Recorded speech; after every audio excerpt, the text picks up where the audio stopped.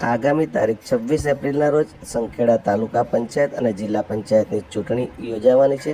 આ ચૂંટણીમાં કોંગ્રેસ અને ભાજપ બંને પોતાના ઉમેદવારોને જીતાડવા માટે વિવિધ વિસ્તારોમાં ફેરણી મજબૂત બનાવી છે, વેગવાન બનાવી છે। સંખેડા 1 અને સંખેડા 2 સાથે જિલ્લા પંચાયતના ઉમેદવારને જીતાડવા માટે બંને પક્ષના ઉમેદવારો, કાર્યકરો, ટેકેદારો હાલમાં કમર કસી રહ્યા છે। સંખેડા નગરમાં 2 વિભાગો આવે છે। તાલુકા પંચાયતની 2 સીટો છે, સંખેડા 1 અને સંખેડા 2। સંખેડા 1 અને સંખેડા 2 આ બંને સીટોને જીતવા માટે હાલમાં કોંગ્રેસ અને ભાજપના ઉમેદવારો દ્વારા વિવિધ વિસ્તારોમાં ફેરણી કરવામાં આવી રહી છે। તેમની સાથે મોટી સંખ્યામાં તેમના સમર્થકો અને ટેકેદારો જોડાઈ રહ્યા છે।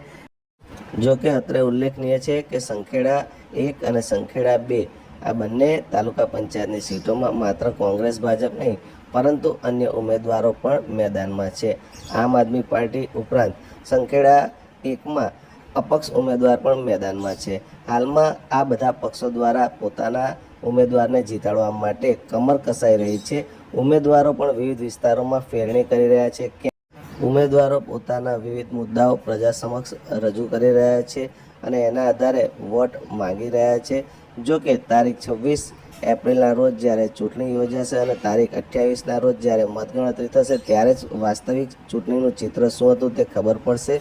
જો કે હાલમાં આ બંને પક્ષો દ્વારા સંખેડા નગરના વિવિધ વિસ્તારોની અંદર ઘૂમી અને પોતાના ઉમેદવારને મત મળે તે માટેનો પ્રયાસ કરાઈ રહ્યો છે।